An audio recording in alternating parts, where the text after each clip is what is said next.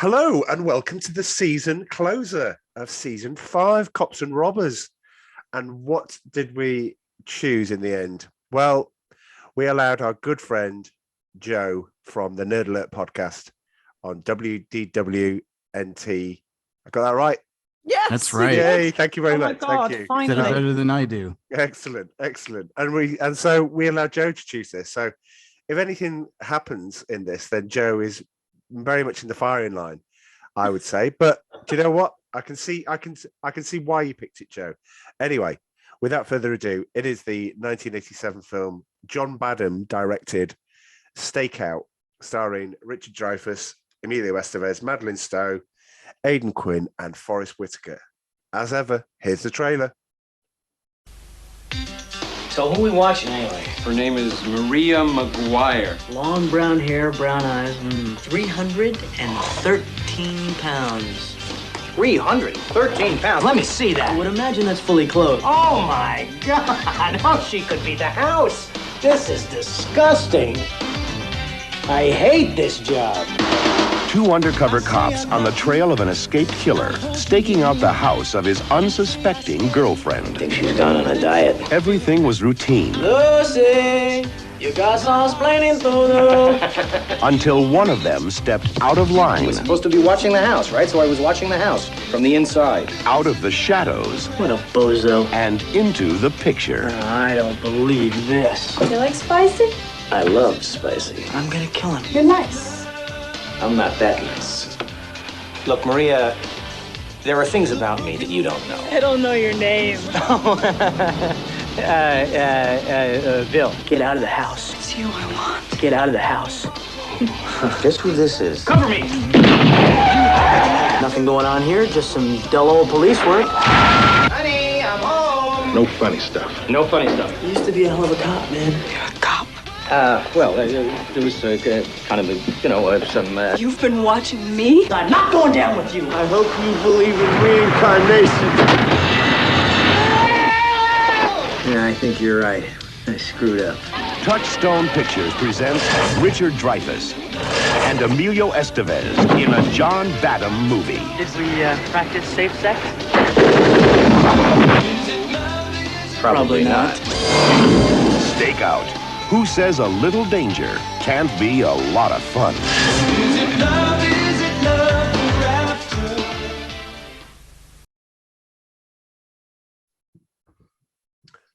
I don't know what that trailer is trying to get across. I think the whole film, isn't it? I think it's trying to be Lethal Weapon, but comedy Lethal Weapon, and yeah, we'll get to that. It's like, oh, it looks serious. Oh, look, it's funny. Oh, it looks serious. It was a bit all over the place, really. Yeah. It's like at the start of the trailer was like stuff at the end of the film, and then stuff at the end of the trailer was stuff at the start of the film. Yeah. It's a bit mixed up, really. If you think that trailer is all messed up, then you need to see the trailer for another Stakeout. Yes, they made a sequel, of which we will discuss. When why make one film like that? He says, without trying to give his. No, I don't want to give the score away, but yeah. No, I'm just saying it must have been successful for them to have a sequel. Yeah, we'll talk about the sequel and how successful that was. Anyway, as I said at the intro, we have our good friend Joe from the Nerd Alert podcast. I'm not going to do the other bit, and we are covering Stakeout, and I thought this was my recollections of it were very positive. I thought I would have loved it at the time. It's got Richard Dreyfuss in. It's got Emilio Estevez from the Breakfast Club. What's not to like? Well, we'll get to that. But who wants to go first with the scores? I guess I think I know yours, Joe. So I don't know. I think we normally let the guests go first, but I think you might actually. Let Joe go first. No, we might be the. Yeah, let Joe go first. The jam in the sandwich. Yeah, let me go first because there's. I want to defend myself. No. Well, you don't know we don't know what we're going to say yet. Well, okay. No, I know. No, I want to defend why I picked this one. Okay. Yeah, go on. Because you had said that I knew you were doing Cops and Robbers, and you're like, well, you need to do one last one with us. And so I went on to Google. I typed in cops and robbers 80s movies, and the first one that came out was Stakeout. Good, And I was like, good what? Lord. I haven't first seen that. one. It was, yeah. So I'd never seen it before, and I had mentioned it to Charlie. It says, "Well, Stakeout's here," and he says, "Oh, that's interesting." And I said, well, "Yeah, maybe we can do that," you know. So I'd never seen it before. This is my first time viewing it too. Oh, is it? Oh, wow. Okay. Oh, I didn't know that. Yeah, so I'd never seen it, and I got to say, when it first started, I like the beginning part. I won't get too much into detail, but once they got into that whole fish market scene, I was like, I rolled my eyes and I was like, oh, this is going to be dreadful. But I started to enjoy it towards the middle. I like the whole interaction between Richard Dreyfuss and Madeline Stowe. I mean, you know, there were problems with it, you know, for sure, that we'll get into. And we are going to go over and roll call individuals, actors' performances, or do I mention that here? Well, I know where you're going to go with that already.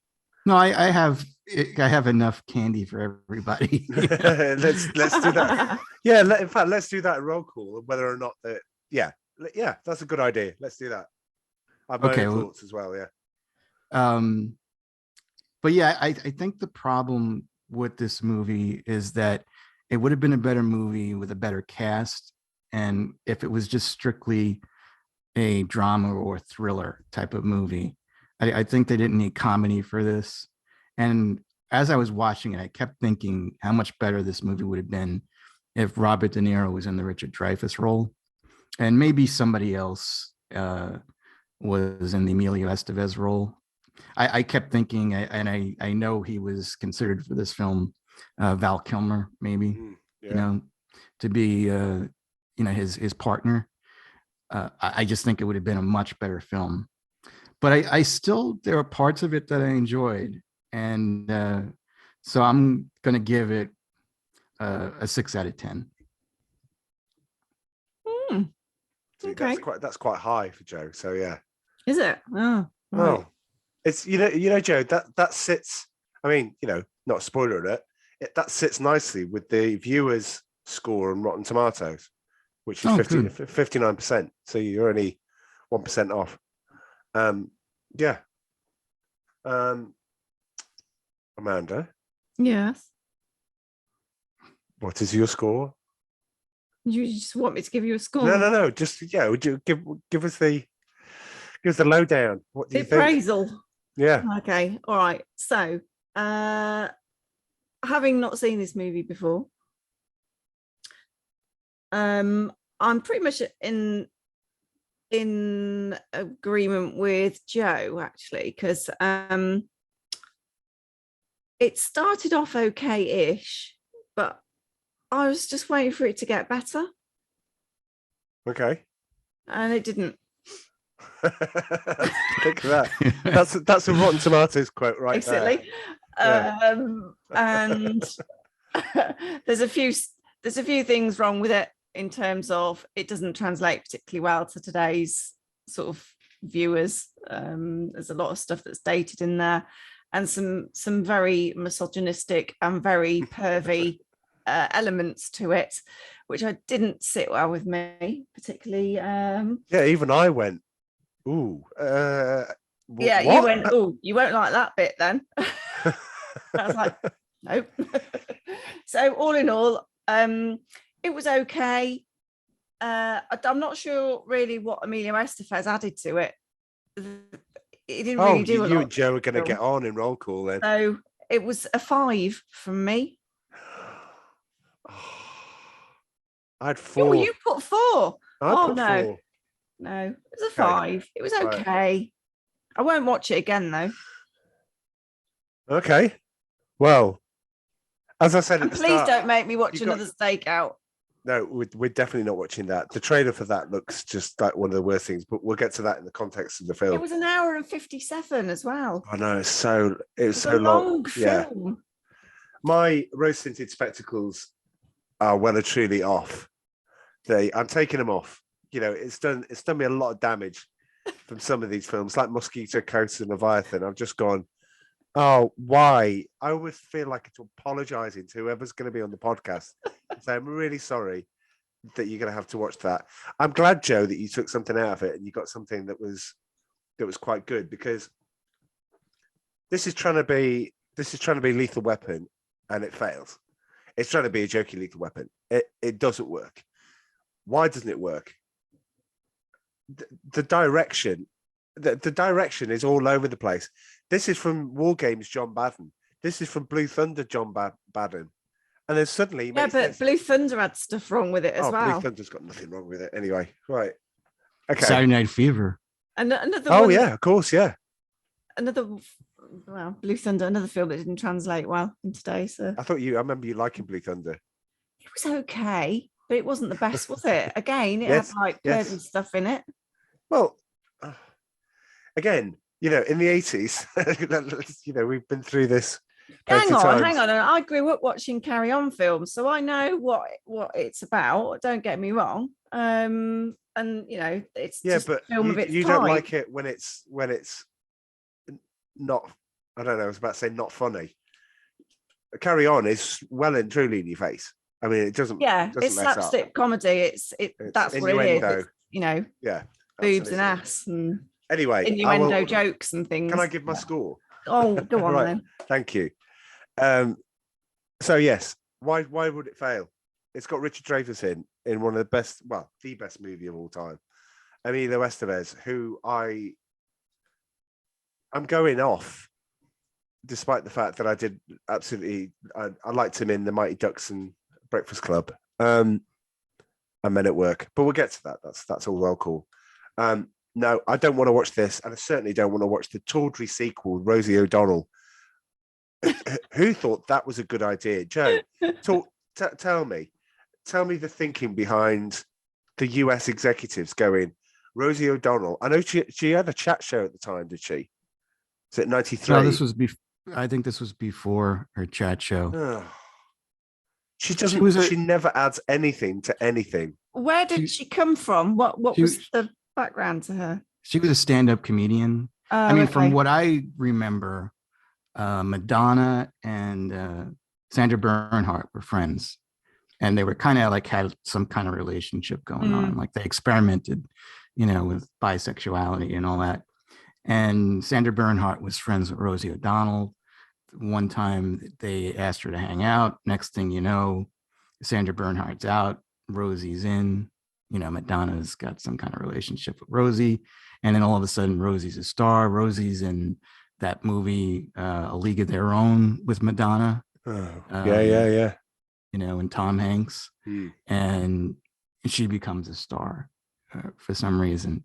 But she was a stand-up comedian prior to that. I never liked her, and she does come across now as like a very mean-spirited person that just is very rude to people in general and doesn't really like anybody. No. Well, feelings mutual. I'm sure. So yeah, it's a sprawling mess. Of which to get to. I normally write down in capital letters when I'm like got something that's really made me want to think or throw the book out the window. And there's a lot of capitals in this. there's quite a few capitals. There's more than there should be. It's 4. I had the highest score. Yeah, Joe. You gave it a 4? 4. I don't want to watch it again. There's nothing in it. There's very little substance. You said you were waiting for it. It was good, and you were waiting for it to get better. At the start, I'm with you, Joe. That fish scene, but unlike you, I never recovered. So, I said to you when we were watching that bit, I said, "Oh my God, they must have stunk for days." Yeah. And just before roll call, I think it's probably a good time to introduce this bit now. It's going to be a little bit of a quiz. Oh, good. Go on then. But this is going to depress you, and it's going to depress you, dear listeners or watchers, whatever medium you're using. That I'm going to tell you what the top 10 domestic box office for 1987. And I would spoiler alert because this isn't the game. Stakeout was Is number 7. this in the UK? This is total gross for the US. Oh, the US. Okay. Right. Okay. So, oh no, sorry, no, this is total gross in the US. It's at number 7. This film took 65, just under $66 million. Is it number 7 for the It's year? at number 7 for the year. This is why. 1987. Yeah, I'm really sorry. Some of the films that we've covered are going to be in this. And does anyone want to go? What was number 1? Lethal Weapon. I'm really, really sorry to break it to you. But yeah, Lethal Weapon, it made more money than Lethal Weapon. It never did. It did. Wow. Lethal never did. Lethal Weapon's at number 8. Are you ready for it? I'll tell you number 9. In fact, I'll give you a clue to the film. Jack Nicholson and 3 women. I know it is. Reeswick. Yeah, Yeah. it's fine. You can shout out. Arnie in the Jungle. Arnie in the Jungle. Oh, Predator. Predator was at 10. Predator was at 10. See, Amanda knows her stuff. I'm going to go Dragnet at 11, La Bamba at 12, Paul Hogan, number Crocodile 13. Dundee. Yep. It was Wow. it made more than Crocodile Dundee. Yeah, and you ready for this? You're not going to like this. Number 14 was Robocop. Number 15 was Outrageous Fortune, which had Shelley Long and Bette Midler in. That's forgettable. Number 16, Nobody Puts Baby in the Corner. Yeah, Are you but sure you know about what? this? It's know on what? Box Office Mojo. It's powered by IMDb. It's right there. What year I was think it? those 1987. films, I think those types of films, like Dirty Dancing, they've got longevity, haven't they? Oh, So they've made more money than they've made Stakeouts far, ever made. far more money than in Yeah. the first year of release ever. Yeah. Living Daylights. It even beat the Snow White and Seven Dwarfs at 18. That made just under $47 million for a re-release. Lord.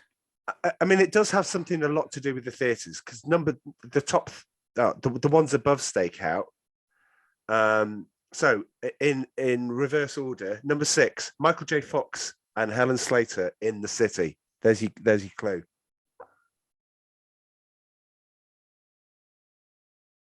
That's crazy. I don't know. What is that? The Secret of My Success, which we Oh, I will haven't- do at some point. I haven't seen that. Number 5, Ted Danson, Steve Guttenberg, and Tom Selleck. Oh, it's about the baby thing. The 3 Men and a Baby. Yeah, that's it. Yeah. $167 million that took the total gross. Number 4, you bring a knife. He has a knife, you bring a gun. That's the Chicago way. It's not Goodfellas. No, we've watched it. Untouchables. Thank you, Joe. Ah. Number 3, bathroom scene at the end. Bathtub. That's it. That's your only clue. Fatal Attraction. Thank you. Look at that. I need one word to do Fatal Attraction. Okay, number 2. Let's go for one word. Vietnam. Platoon. Yes. Look how good Amanda is. Damn. It's all right. It's good. Well, I hope so. She's been doing this for 2 years. Well, 2.5 years. I hope she's really good. Okay, number 1. Oh. Billy, we've got to talk. That's tough. It's not. How about, can you do The Heat Is On? I was thinking. Oh, yeah. Go on. You were there. Go on. But Bear. Sheep impressions. Bear. Welcome to Sheep Impressions with No. Rosewood, Billy, Those are all tough. Taggart. I would just say I don't know. Just say Beverly Hills Cop 2 then. Oh, okay. Yeah, because Billy's got an obsession with guns after the first Beverly Hills Cop. He's just got guns. Oh, of course. Yeah. Billy, we're going to talk. No, I mean, I will say I'm surprised about Stakeout because I would say this is the mere definition of rusted junk. You know, it's a forgettable 80s movies that most people don't remember. Yeah. You know, that was actually out. It didn't age well. No. And I don't think it aged well back then. I have no idea how it made that much money No. back then. And beat all those others. They Yeah. must have had a good marketing campaign. What was Especially like when you say Richard Crocodile Dreyfuss, Dundee. Like, what had he been in around about that time? Richard Dreyfuss. Oh, about the time. Well, I mean, he would have. Well, obviously, he would have had. We're kind of doing roll call now, but Yeah, I'm just trying to think of like what the draw is to go and see the film. okay. because Well, the why don't we trailer was go? Pretty crap. Why don't we go into? Let's put this over. Let's have a marker. Let's have a segment. Let's do roll call then. Yeah. Yeah. All right then. Okay. Cool. Roll call. Roll call. So let's just continue from where we were. Right. So what was the draw then? Who was doing what at Jaws that and time? Close Encounters. Obviously. When was Close Encounters then? 70 Yeah, that was like over 10 80. years ago. Yeah. Yeah, well, That's still a that's draw. not going to be the Okay, draw. around the time, Stand By Me. He was barely in it. He was just the narrator. He's still in it. I'm trying to explain the draw. If he was doing something else, all I've got is movies. He did Tin Men with Danny DeVito. Tin Men. He did Nuts. Nobody's seen those movies. I can guarantee you. With in the Barbara United Streisand. States. What about Bob? But that was Oh, I love afterwards. that one. Yeah. Yeah, that was afterwards. Yeah. Yeah, I And do what love about that. Emilio Estevez then? What was he doing? Oh wait, at let that me. time? I want to stick with. Wait a minute. We've got to. I got to can't stick just with move Richard on. Dreyfuss. Well, let me just say one thing about Richard Dreyfuss. I feel bad for him, but he's also a victim of his own arrogance. I think He is arrogant.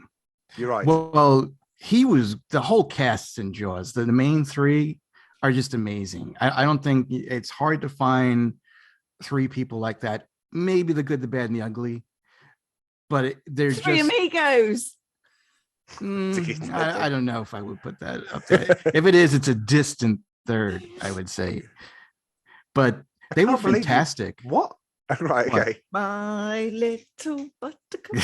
That's Come not on, right, that okay, works. Right. Okay. Yeah. No, fine. but he was great, and I think in Charlie.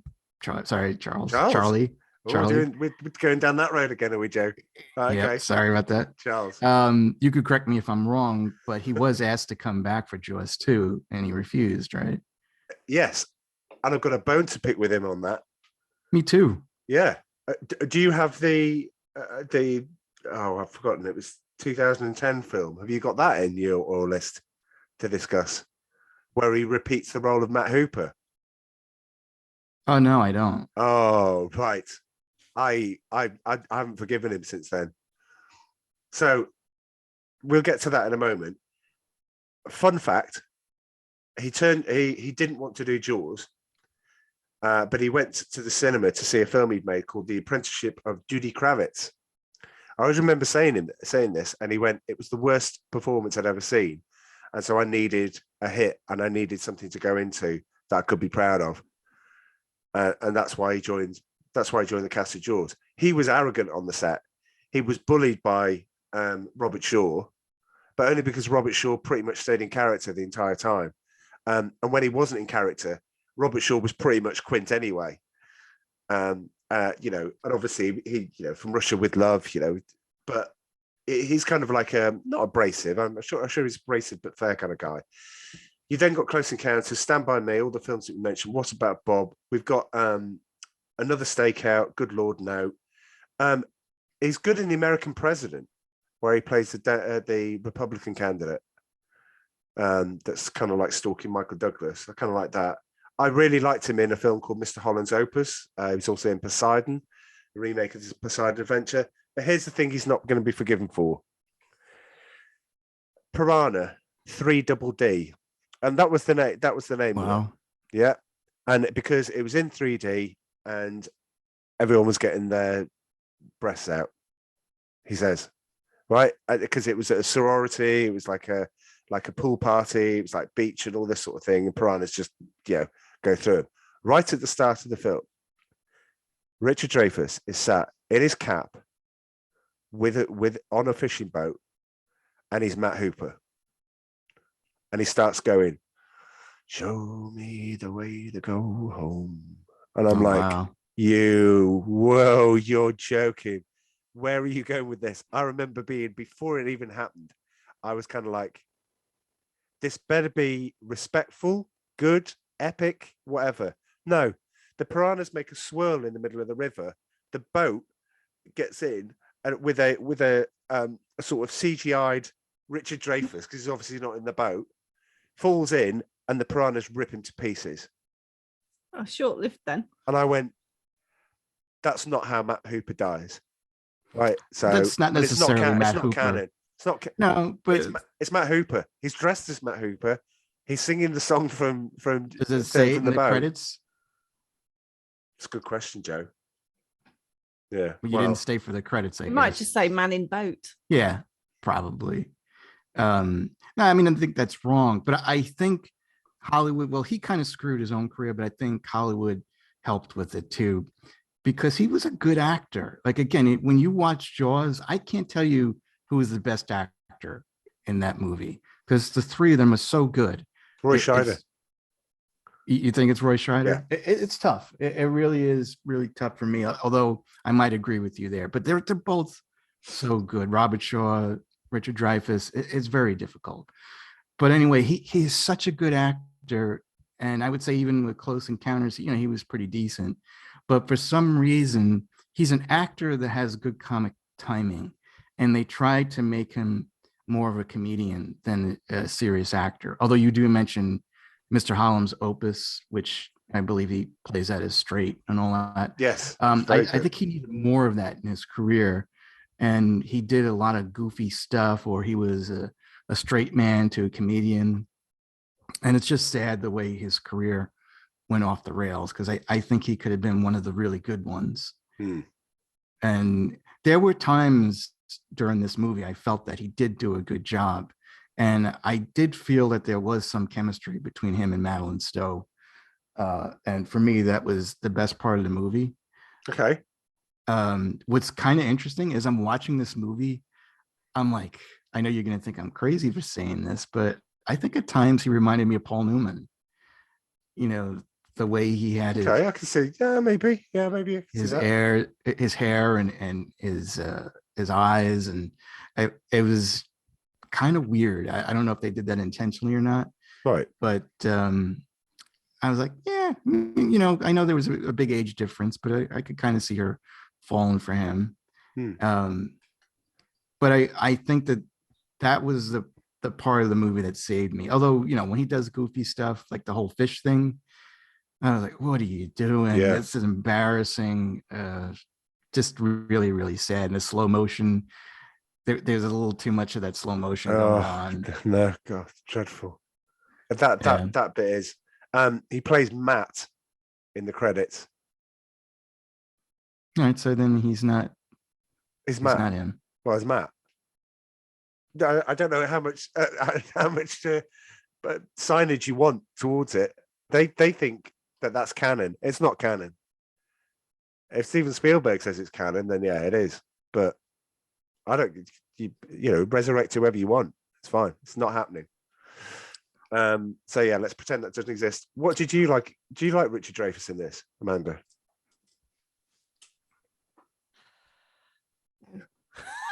That's a heavy sigh. No, I just couldn't get past the moustaches on either of them. Emilio Estevez's moustache. Yeah. What was that? It's like a little face squirrel. If you can't, dear listeners, and I'm going to say listeners at this point, you won't see, but Joe is like a coiled spring waiting for Emilio Estevez to be mentioned. So yeah, okay. See, every time you mention it, Amanda, seriously, it's just going to get wound up even more. Okay. Well, am I saying it wrong then or something? No, not at all. You mentioned, every time you mention Emilio Estevez's name, Estevez or Estevez. It doesn't matter. You're right. Emilio. Yeah. The guy from the Breakfast. Yeah, Richard his character is okay, but Mm. yeah, I just thought he was some kind of really just some old pervert in a cop job. Really, Right. Okay. that was my summary of him being a bit lechy Oh, he was. It was just almost and like jeopardizing everything just so we could look at her in the shower.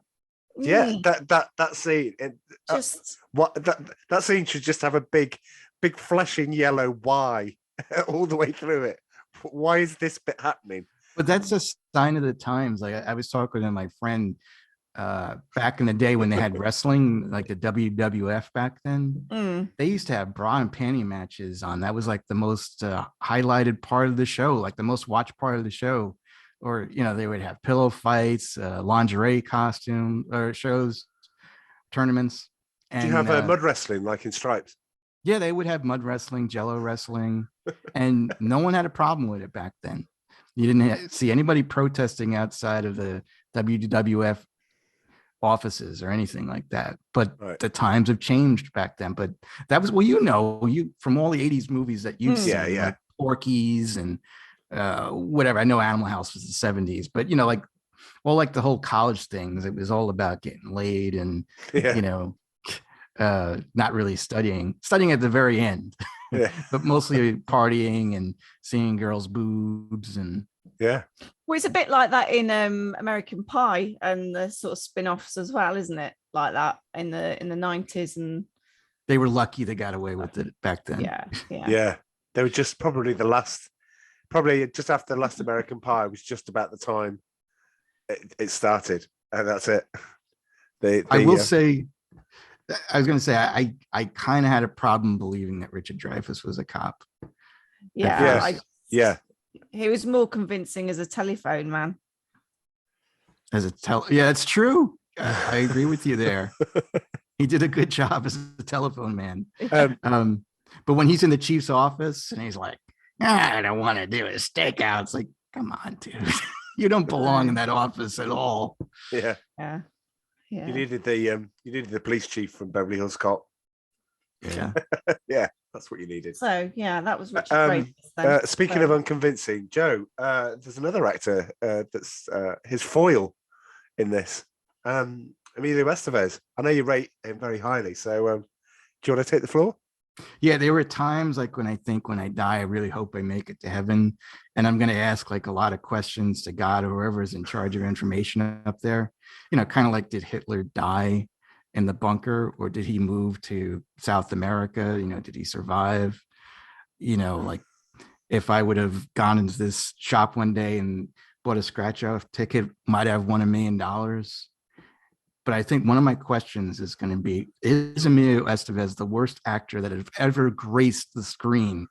Because by God, he is the worst actor that has ever graced the screen. He's horrible. He's got a blank expression in every single movie he's in, a gaped mouth. He's monotone. Every single word that comes out of his mouth is in one tone. He just looks like doesn't know why he's there in every movie he's in. I won't say he ruined The Breakfast Club, but he was by far the worst actor in that movie. He's only gotten where he is because of his father's name. And I will say this after seeing Stakeout, none of the Sheens deserve any kind of credit whatsoever. They all suck. They're all just a horrible acting family. Every single one of them. He's the worst, though. It's just sad. Like you're just taking your gloves off. And gloves them well and down. truly off. Yeah. The world would be a better place if Martin Sheen was never born. We'll just say that. My goodness. Oh, I guess feels like we're going to need some more FBI guys. We can't cover any Sheen films. Well, we can, but we can't just involve Joe. Just checking my notes. Wait a minute. What we can't do. Really hates. Oh, Joe. So when we do The Outsiders and Repo Man and St. Elmo's Fire, you don't want to. You're quite welcome to come along, but I saw The Outsiders. Oh, Charlie Sheen was in that one. Yeah, it's got Matt Dillon and Timothy Hutton. He gets by on his looks. in every movie he's in. Even in okay, that well, wait, Two and a Half a minute. Men. Can I? I know you're going to bring up Wall Street. No. Well, you're talking about Charlie Sheen there. Yeah. I'm going to mention Men at Work. I love them. I wouldn't even dare see they that played movie. garbage, what do you call it? Dustbin men, as we call them over here. You call them trash collectors or something. I don't know. Garbage men. Garbage men. And yeah, they find a dead body in there, and it's all funny. And I love Men at Work. I really do. But it's 1990, so we can't. I don't think we can do it. Damn it. No. Yeah, I know. Joe's got it. Oh. Joe, okay, Repo Man. Repo Man is considered Never one of the seen it. greatest cult classics of all time. I've never seen it. Who's in it? I've never heard of it. Emilio Estevez, directed by Alex Cox, the very, very weird director, sort of David Lynch style.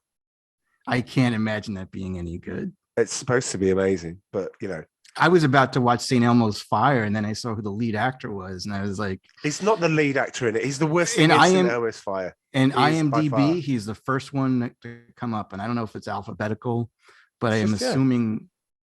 I don't know. I don't think it's alphabetical because the rest aren't. his performance and Andy McDowell. I mean, Andy McDowell in anything usually is the worst actor in anything, but no, Emilio Estevez. Both of them are rock bottom. Their storyline in St. Elmo's Fire is just not wanted, which is a shame because the rest of St. Elmo's Fire is pretty good. It's very 80s. It's very good. But you got this. He had St. Elmo's Fire in the same year that he played Breakfast Club. So he's sitting in an attention hall, and here he's just gone through college, and he's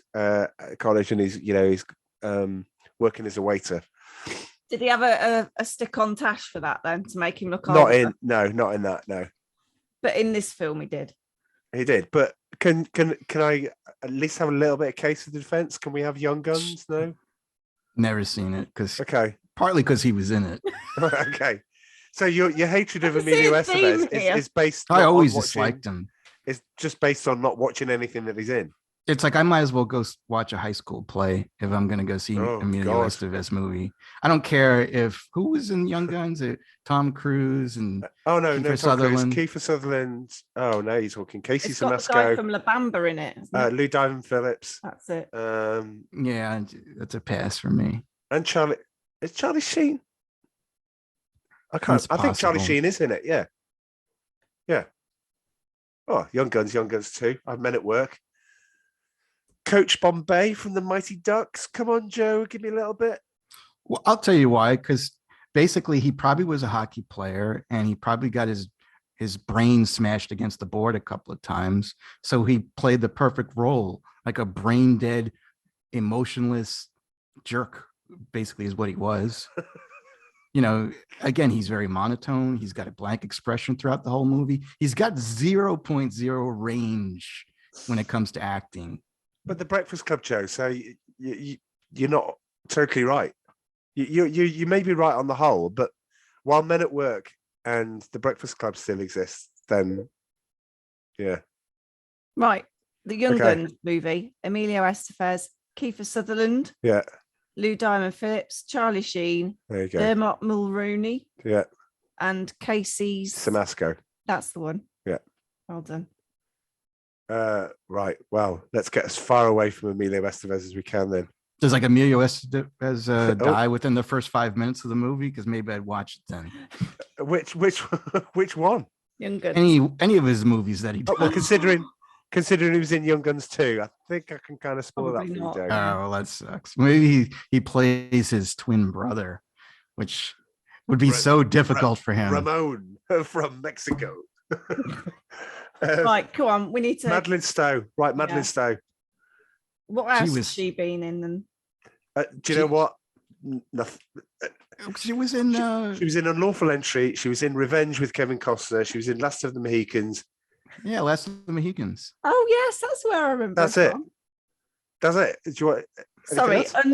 did you say unlawful entry? Yes. Yeah, with Ray Liotta. Yeah. Okay. Oh, that tickles. Yeah. Here she goes. There's always one. There's always a couple every season. We were due another. Snigger. Yeah. Oh dear. Oh. I guess they didn't want to call it breaking in. I thought she was hot in this. I think that again, that's one of those things. Like if you got an attractive woman in there, and there's shower scenes, I'm okay. You have my attention. You'd have been under the bed then, would you? Watching that, actually. No, I probably would have been peeing my pants because I know she would have caught me at some point, and I would have been in jail. Although if I was a cop, I probably would have gotten away with it. Who knows? No, maybe they would have fired me. Because it's like, well, what are you doing in a woman's room under her bed while she's taking a shower? Yeah, I want to know. Watching her from over the road. Yeah. Yeah. Was that her body though, or was that a body double? Oh, they're all body doubles in the 80s. Then I'm not impressed if that's the case. I don't know. She showed her boobs, didn't she, in some of the sex scenes? Well, I'm talking when I saw her butt. She looked pretty good. Well, so if that was a body double. Nice body double. Yeah. If it was just a movie about her going into the shower, it would have got close to a 10 out of 10. You see, now I'm getting a little bit perved out by you, Joe. This is I'm sorry. not the behavior I was expecting at all. I'm sorry. But no, this is my 80s thinking. Right, okay. We have a code of etiquette here on the podcast. My 80s inner child has come out. That sounds even worse. Let's just get that, yeah. Let's move on. Let's move on to another one that you look at and go, Aidan Quinn. Yeah, he was in like. Does he play her previous love interest? The guy that breaks out of prison at the start. Yeah. Right. Yeah, he has been in stuff. Go on. Do you want to? No idea. There you go. I got one. Legends of the Fall. Right, Legends of the Fall. He was in Desperately Seeking Susan, where he played. That's it, He played Des. Des. D-E-Z. Des. Des. Yeah. He's with Johnny Depp in Benny and June. Yeah. I haven't seen that. And this is where I'm going to hand over to you, Joe, because I've got no idea. He was in Prime Suspect USA and also in every single episode of Elementary. Is that was it called Prime Suspect USA? Prime Suspect USA, yeah. Yeah, because we had the UK one with Helen Mirren. Oh, we didn't call ours Prime Suspect UK. No, that's Prime Suspect. Everyone else uses it's like Narcos. You copied it, apparently. Yeah. Okay. Well, at least they gave credit. They tried to imply that there was another one. No, I think he's a good actor though. Like he's dreadful. You think he's dreadful? He's dreadful. What's it? It's just. I liked him in Legends of the Fall. Right. Speaking of monotone, and I know I'm going to get in a lot of trouble for this. Forrest Whitaker. Yeah, I agree there. He didn't really do a lot in this movie, though, did he? If I read out the films, and usually we have a discussion, and we can have a discussion about, but if I read them out to you, in your head, for the ones that you have seen, just have an idea about the character, because there's a point to be made here.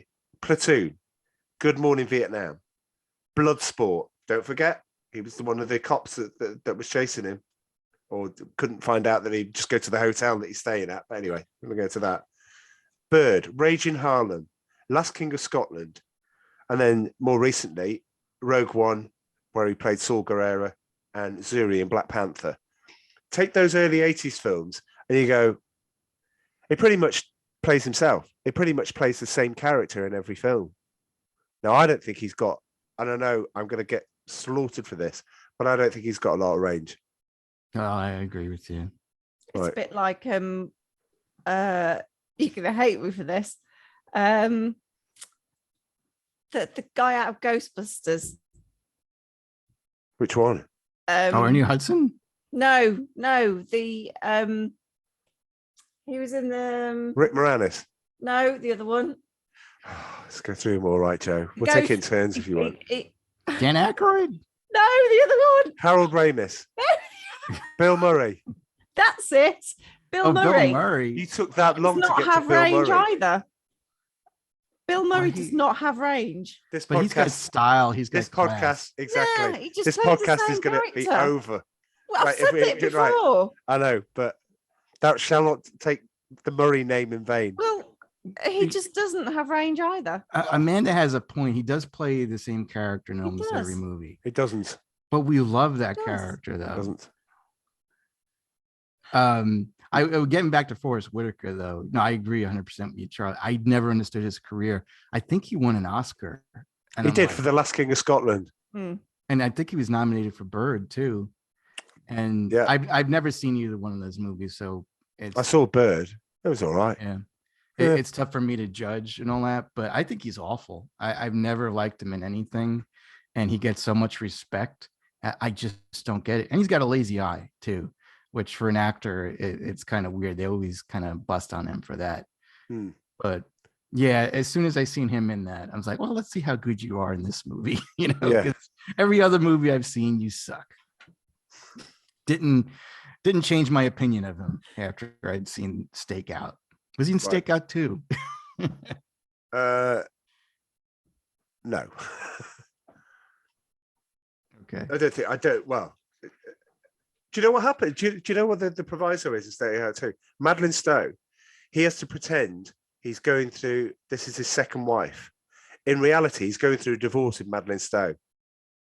That's the hook in the film. It's because she wants to get married and he doesn't. And Aidan Quinn? No. Well, Aidan Quinn's dead in another Stakeout. Oh, another Stakeout. Yeah, another Stakeout. Oh, Madeline Stowe's back. Okay. Oh, back for Blink and You Miss Her. She's basically there just to say we're going to get a divorce, and so he's like, right, okay. So you swap Madeline Stowe for Rosie O'Donnell and think this is going to be a better film. Do you know what happened again with another Stakeout? Do you know what it's global? Do you know how much it took to What make? year was it? 1993, he says from memory. It's like 6 years later, I believe. That's pretty long time for a sequel like that. It can't have been in the top 10. Well, it cost $30 million to make. They can't have made that It much. made 28.5 million Oh, back. there we go then. And they probably back then they're like, we can't blame Rosie. You know? Yeah. It was that Dreyfuss and that dumb Emilio Estevez. Dude. Did he take his false moustache with him for the second movie? No, because I remember showing you the trailer immediately afterwards. Oh, was he Because supposed I to play saw that that you were kid huffing or and puffing, something? and he has to play Rosie O'Donnell and Richard Dreyfuss's kid, so he has to shave it off, has to shave the moustache Jesus. off. Yeah, Wrong, isn't it? Really? you know, Joe, that you're going to get curious about it. So No, I am going to watch the trailer. Just thinking All that right. he came out of Rosie O'Donnell. I think Well, that's you might- comedy right there. you might end up just curiously just looking at another Stakeout, watching it. Actually, no, I can't do that. The film got panned, by the way, on Rotten Tomatoes. It was 7. The sequel was 16%. Oh I'm my honestly God. surprised it was in a TV series. I think they did make a TV series, if I remember, but not with them in it. Anyway, I haven't got much trivia, so we have got a little bit of the time to go into it. The story, we don't need to labour the story. Prison break, Aidan Quinn gets out, Madeline Stowe's pictures on the wall. He breaks out, they stake out her place. Richard Dreyfuss ends up falling in love with her. Guy turns up at the end. Big scene at the end. Have I missed anything out? No. Yeah, that's pretty much it. Right, okay. I actually wanted a job like that. After seeing this movie, it's like, man, you just basically sit, you have a camera, and you get to eat pizza all night. And then, like, you can sleep while your partner stays awake. But That's you've not got- a bad job. That must be the most boring job in the world. Yeah, but that leaves it open to go and do cool things during the day. What, like sleep? Sleep. Yeah, you've got to fit that in at some point. Yeah. No, you sleep on the job because one You of do them not sleep on the job. No, one of them sleeps while the other one, ends up taking pictures. I It will looks- say there's a lot of times where they're not watching the house. They're not watching the house at all, are No, they? but there's times when they're like, oh, nobody's watching. It's almost like who's driving this thing? It feels like John Candy in Planes, Trains, and Automobiles. He wakes up and basically, it's who's driving this? Nobody. One of the things that annoyed me a lot was, where like they have this relationship and it's the first night he stays, and then like he sits bolt up and says, "Oh my God, what time is it? It's 7:30. Oh my God, oh my God, oh my God." And then like he sort of creeps around under the windows, doesn't he, and gets dressed. And then he says, "Oh, have you got a hat? Because I'm allergic to the sun or whatever." So he puts we on are this, skipping all like, over the place. Okay. well, I Right. know, but Yeah, that's I fine. just realised, puts this hat on. He goes out the front door. Yeah, it was weird. And it's like, but you escaped out the back when you were checking all of the contents of her drawers. And I don't mean knickers. I mean actually her drawers, chest of drawers, and escape out the back window. Why did you not just escape out the back window again, and then like go the opposite direction, go all the way around in order to get to your post? Yeah. Why are they I don't watching see the what- back of the house? I don't see what the big deal was with him trying to hide the fact, because he was the phone man, and he basically could have said, "Look, guys, I infiltrated the situation, and now she trusts me, and she invited me over for dinner." And I would think they would say, "That's great. You know, you can get more information from her that way." Maybe. Yeah. The prison break, the guards were useless. Why Yeah. did the fight have to be that convincing at the start? I've no idea. All it needs is a couple of rattles. They're beating 7 shades out of each other, and then he pulls the knife. And the guards that get killed, nobody thinks about blood splatter. There's no thing about forensics. The guy's got to then convince and get out of the prison. And if he's covered in blood, that's somebody's going to ask a couple of questions. Well, one of the things that annoyed me, I remember I spoke to you about it straight away, didn't I? Just at the start of the movie, where he's going to the prison in the delivery van, and he's like driving and trying to put the bullets in the gun whilst he's driving. And I said to you, he'd have done that before he'd even set off. Why was he doing it then? Well, maybe he whilst ran. was driving. Maybe he realized he didn't have bullets, and he had to stop off and buy bullets. But pull over, Joe, where it's safe to do so, and put the bullets in the gun. Well, he was under time, But the most surprising thing is Madeleine Stowe's photo is on his prison wall. Cut to the police chief going, "We've got a list of targets. Don't worry, the FBI are going to look after the more important ones, but you get Madeleine Stowe." And I'm going, I don't know who's more important than Madeleine Stowe. She should be at the top of the list, followed by his mom, followed by his business partner or whatever, or his partner in crime or something. Those are the top 3. And the FBI going, "Oh, don't worry, we're watching the top targets. You just take this, take the woman that's on his wall and he's been looking at, and he's, we think he's hidden money in the house. Yeah, you take her." What? Very strange. And don't do anything, just call us. Right. Okay. 20. I tell you, I put here 20 minutes in. Is this supposed to be a comedy? It's just, well, 20 minutes and you still didn't know. 20 minutes. I'm like, I don't know if it's a comedy. I don't know what it wants to be. Oh God. Does it want to be that sort of hard hitting? Can I just remind everyone? I know, sorry, this beat Lethal Weapon, right? When you talk about going to heaven, that'll be one of my questions. How can this beat Crocodile Dundee and Lethal Weapon?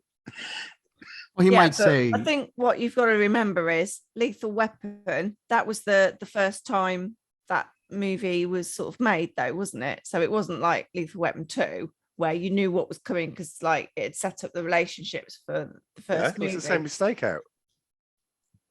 I don't know, because again, living here, I remember Lethal Weapon being very big at the box office. I remember Crocodile Dundee being huge at the box office. Stakeout, don't remember crap about that movie. I thought that came and went. Yeah. Well, it certainly is on this podcast.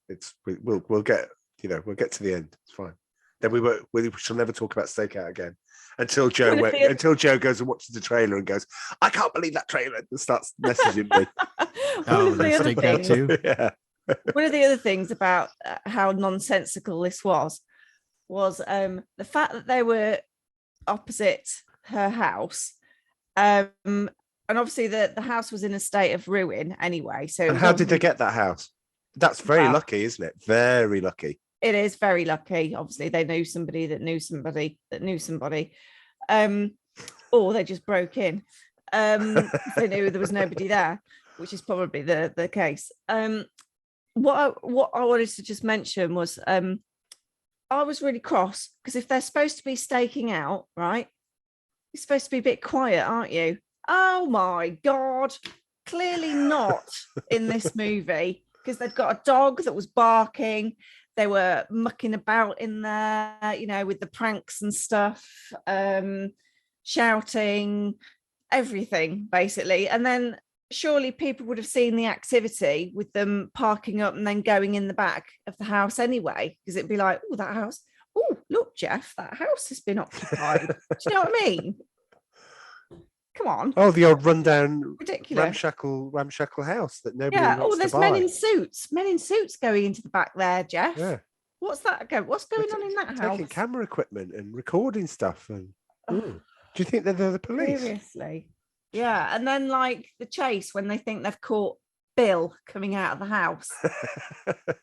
And you're like, that. And again, it's the classic 80s cop car chase, smash into things, bump into things, really hard to control cars in the 80s. Cop cars got a hard time in films in the 80s. Oh, they did. Just terrible. And then, like, you know, it's supposed to be funny, the fact that he's trying to run away from the people he's in the stakeout with, but it actually isn't funny at all because they've just taken all the fun out of it. Minor annoyances again. Emilio Estevez on the phone to his wife. He tells her the address that he's at. and he's on the cop's phone, isn't he? He's on the actual phone that they're supposed to be using to record. I just like to know what idiot would marry that guy. I mean, in real life too, is he married? Yes, I believe so. Let me have a He look. might as well be married to a lamp. I can't imagine stimulating conversations at that house. Oh, he's an activist now, isn't he? Oh, he's an activist. I believe so. Wait a minute. As long as he doesn't have to put two words together at once. oh my goodness. You really don't like him at all. I don't Wow. like him. No, I don't. Wow. Just annoys me how some people have careers and can actually even say, oh, do you know that actor, Emilio Estevez? No, he's not an actor. Oh, and another thing as well, when Richard Wait a minute. Hang on, I'm on the oh roll. God, no, this Wait. is stop the press stuff. No, But, okay, wait, go on. wait. When he's pretending to be the phone line man, obviously her phone gets cut, and then he's immediately at the door, and she actually makes a comment about the fact, God, you were really quick. Surely a penny would have dropped at that point. And then she doesn't even ask him for any ID to actually confirm he's who he say he is. It's just well, unlike Joe Rogan, I don't have a separate monitor in order to bring up the web page to back up the claim, so I won't be able to see Joe's reaction or yours, Amanda, in this case. Go on then. What? In the early 80s, Emilio Estevez dated actress Mimi Rogers. Yeah, I don't care. Okay. Who's Mimi Rogers? I'm not a fan of hers either. Wasn't she dating Tom Cruise for a while? Yeah, I think she was married to Tom Cruise. Married, yeah. First wife. Mimi Rogers. He was involved off and on with Kerry Solly, who was a model. They have a son, Taylor Levi Estevez, and a daughter, Paloma Ray Estevez. Paloma? Paloma. Estevez and Sally did not issue a press release announcing either of their children's birth, and the relationship overlapped with Estevez's high-profile engagement to Demi Moore, who he was with intermittently from 1984 to 1986. I did not know that. I'm coming back to see the reaction because that just changes St. Elmo's fire completely. But okay, I've saved the best till last. They divorced. So they married in 1992. They divorced in May 1994, with Abdul stating that she wanted children, but Estevez didn't because he already had two. He wanted to focus more on his acting career. Estevez stated, so basically, Mimi Rogers, model, Demi Moore, and then marrying Paula Abdul. Oh, he married Paul Abdul. Yeah. Well, again, I just can't imagine stimulating conversations at that kitchen table. You know. Well, there you go. It's just, yeah. I wrote down here leery men, by the way, getting back to the film.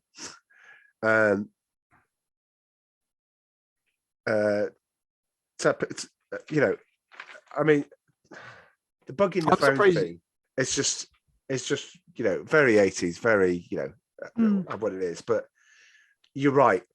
That scene annoyed me. Get out the house. You've done your job.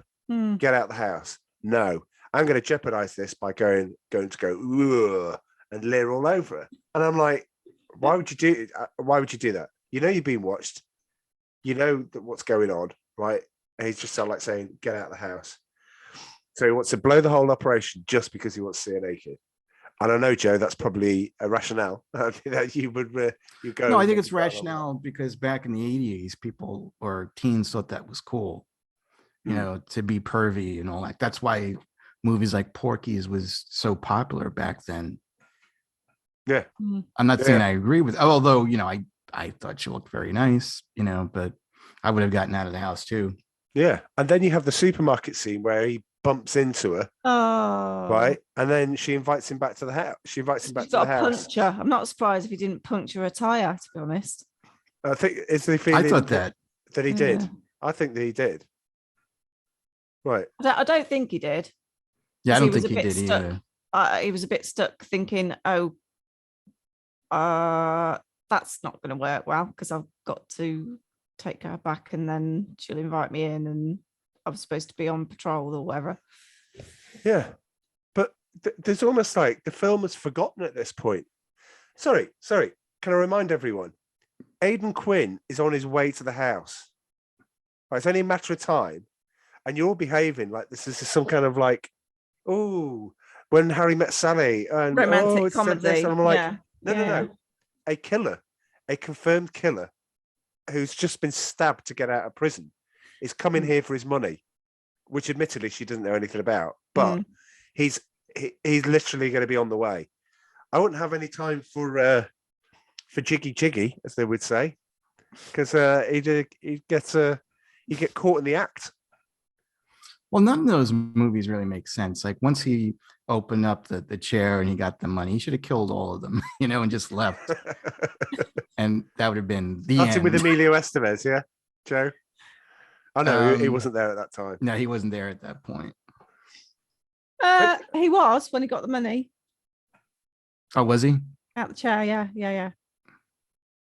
Yeah, well, he should have called. I would have killed all of them, you know, logically. I'm just saying, because it doesn't seem like he has a heart. He's like, well, you know, maybe I do love her, so I won't kill her. And maybe this guy is a good guy. You know, he's a real bad guy. You know, he is a criminal too, so he doesn't deserve to die. Just kill everybody. The guy in the house that's looking for Gail, which Richard Dreyfuss ends up talking to and everything. About? Right. I was going, who's Gail? Yeah. What was that? It was like some kind of thing inserted into the film that had no start, no middle, and no end, and no meaning as to who he was or why he was All there. to do is to drive the story that Richard Dreyfuss is handy and can get himself out, and she looks at him and smiles at him and goes, "Oh, coo, isn't he romantic?" and all this sort of stuff. And I'm like, no. You can't just insert a character who's looking for another character we don't know about into somebody's house. I think they could have seen out. Prerequisite for him staying over, wasn't it? Basically, because after that, they because they a really outdated term. They bonked, didn't they, that night? We were jiggy, we were bonked. Blimey.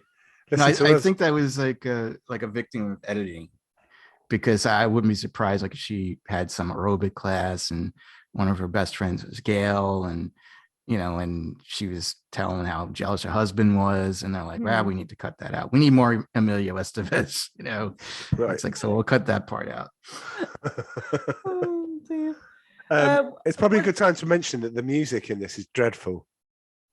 Yeah, it's not very good. Well done then. The thing the sort of final thing I really want to say about the film really was the end bit where they're fighting with guns. They seem to have an endless supply of bullets that miss.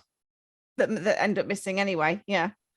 So that annoys me because as a cop how many bullets you've got and how many you've got left, and you've got to use them wisely, haven't you? You can't just fritter them away. Well, I thought it was crazy that Aiden Quinn, how many bullets he did have. Yeah, where did he get that? Yeah, like he never reloaded. No. And it's like, because like at first I was counting the bullets. It was like, all right, he's out. No, he's not out. He's got, it's like Call of Duty Infinite bullets. Oh, well, if you get the right gun, Joe, you just have a huge magazine, as they say. Well, I had Playboy. Yeah, absolutely. Not that kind of magazine, then. Other minor annoyance. Oh, or maybe this one is actually major. So they're partners, yeah? They've been partners for a while, yeah? Well, you're led to believe that. Yeah. Well, let's just say they've been partners for 6 months. Okay, all right. Just fair, right? Emilio Estevez has at some point rung up Richard Dreyfuss and said, "You coming into work today, or did I wait you? Or how you doing, buddy? Do you want a coffee and a donut? Because I'm going." And he's answered the phone and gone, "Oh, well, I don't know. Just a little bit drowsy. What time is it?" And all this sort of thing. The moment that recording of Richard Dreyfuss is played, of him picking up the phone, Emilio Estevez should have gone, "Oh my God, it's you."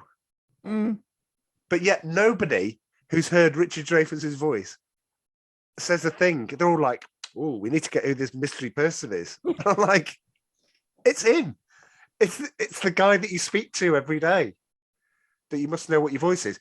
Joe, there's no way that if I rang you in the morning, and admittedly, like early morning, that I would ever confuse you and go, "That's Joe." I would, and I heard a recording. I just don't understand. There's loads of cops and detectives and people who detect things for a living, and nobody detects that. Like I said before, he should have just said, "Good news, I'm in bed with her right now," and I got so much information. Oh, is there any trivia? Oh, yeah, I was about to say, come on, a bit, not much. Yeah, let's get to trivia. Can I just ask one thing? Right at the end, when it's exposed that he's been having this relationship, he should have been fired on the spot.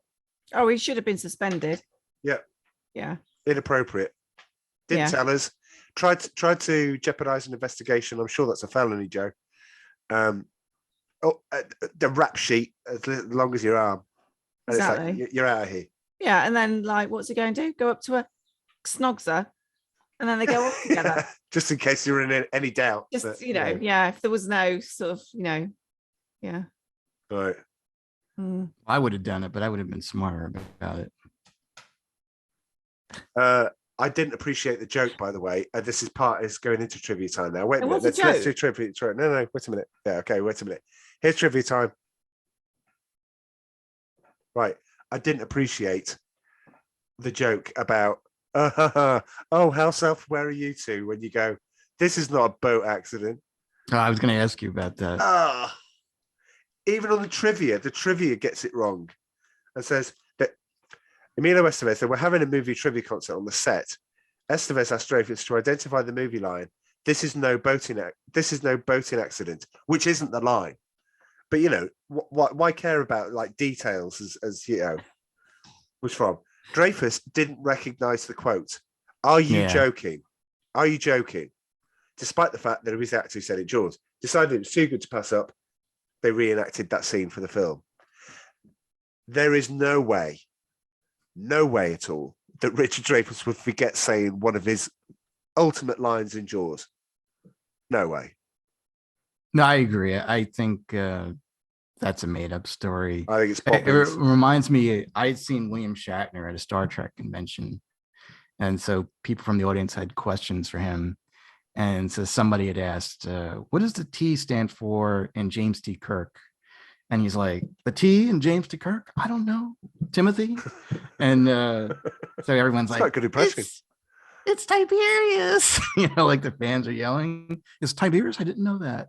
He goes, I just don't watch Star Trek anymore. And it's like, give me a break. This guy probably has like 10 TVs and they're probably all playing Star Trek. There's no way I would believe that he didn't know that his name was Tiberius. Like he probably knows what kind of dumps he takes on the Enterprise. It's like has that always been the case? Because I thought they only revealed it.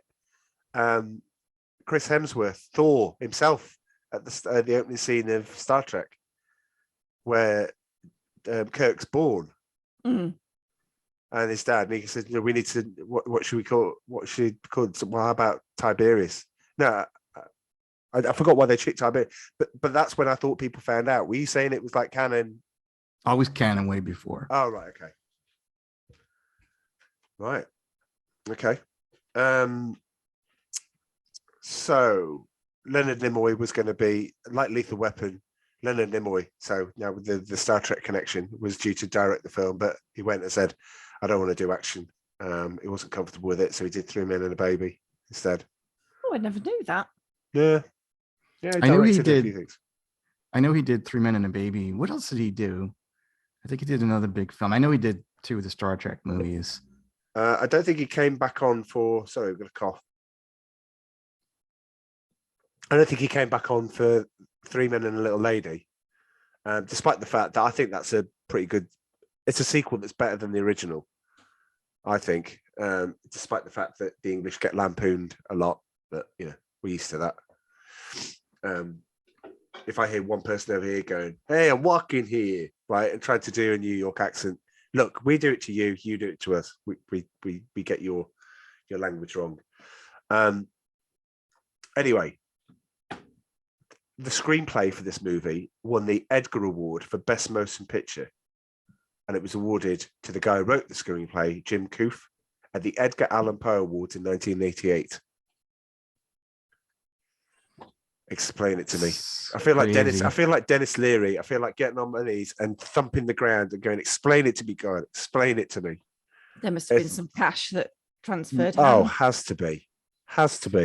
Well, this was a Disney movie, so I do think it's a branch of Disney, Touchstone. Yeah, I would not be surprised if they were buying reviews and everything else. Because look at the crap that they come out with now. And they get nominated for Oscars. So I wouldn't be surprised if they bought something like that. I wouldn't be surprised if they ended up putting money into the box office in order for it to have reached number 7 at the box office, because I don't understand. No, I don't know anyone that saw that movie when I was growing up. Right. What certificate was it? Because I didn't take that down.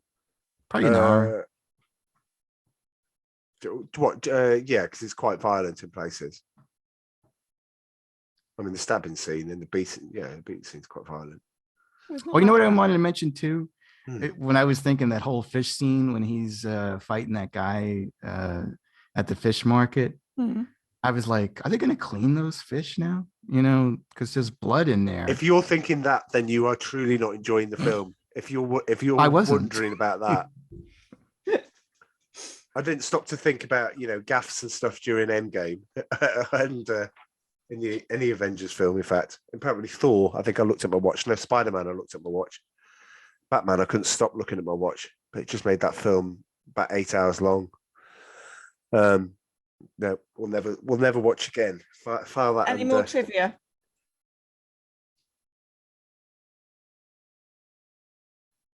I lost you. No. Okay.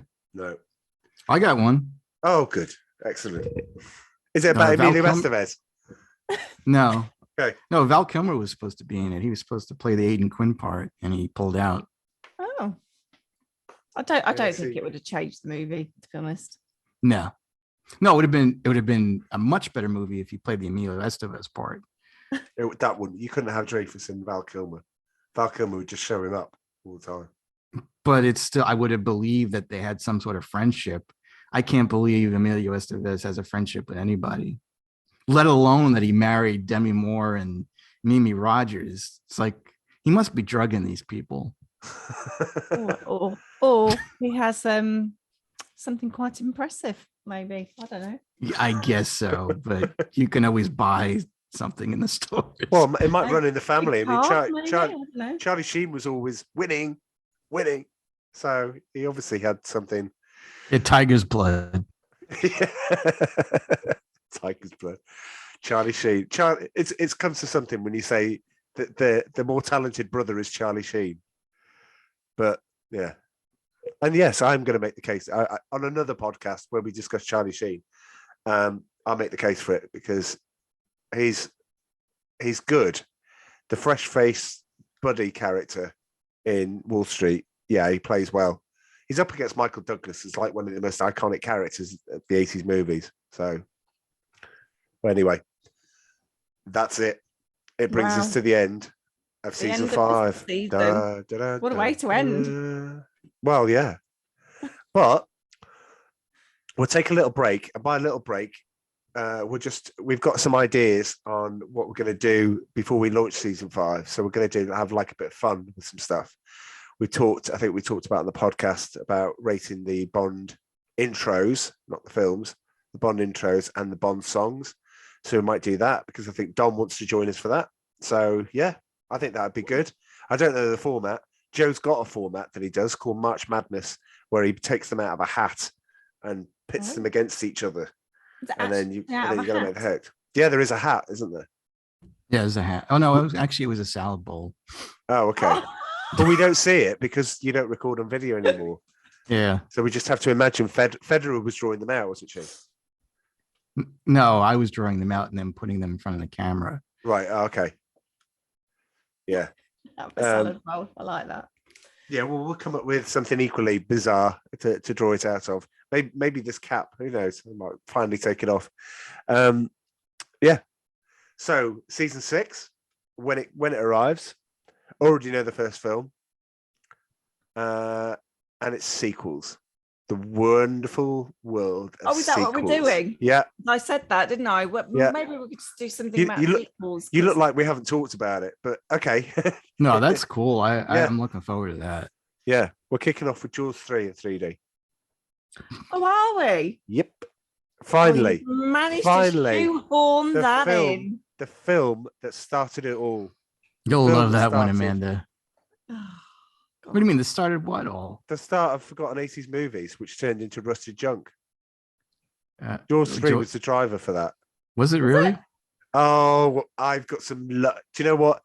I would advise, if you're listening and you refuse to watch on YouTube, fine. Watch on YouTube because I've got some killer merch and an old copy of Jaws 3 before they officially released it. It's such a good story. It wasn't Leviathan? What? Wasn't Leviathan what started Rusted Junk?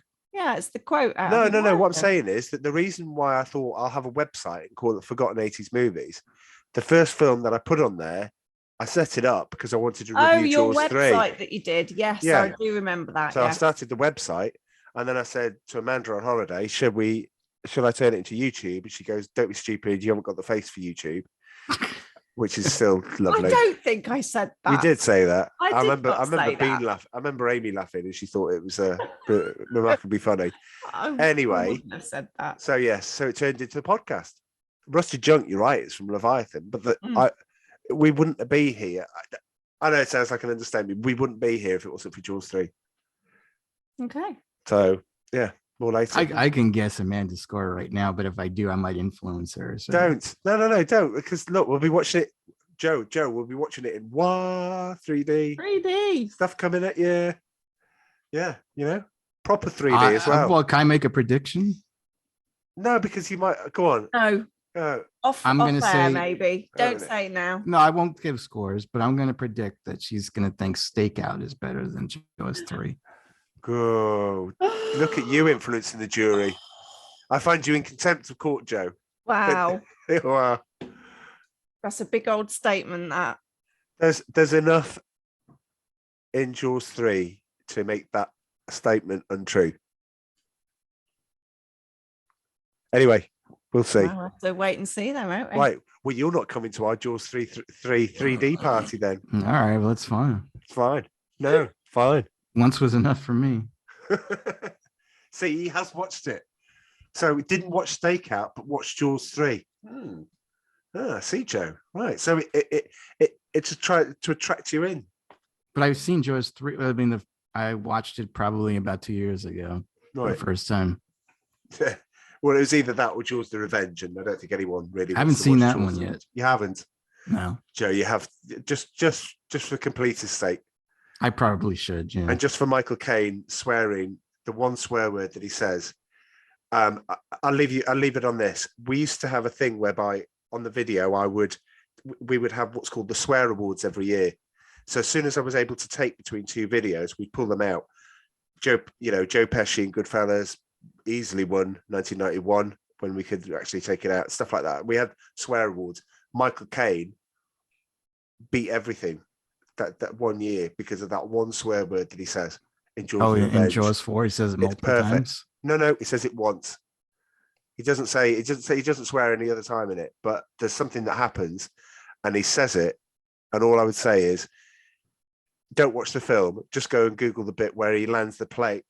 I can't believe I'm saying this. He lands the plane next to the boat that Ellen Brody has stolen because she wants to spike Jaws, the shark, with the what's the bit on the front of a boat called wow. No, it's the pole on the front of a boat.